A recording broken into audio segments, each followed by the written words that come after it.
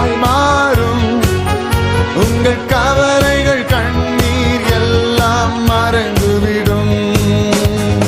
கலங்காதே மகனே, நீ கலங்காதே மகளே.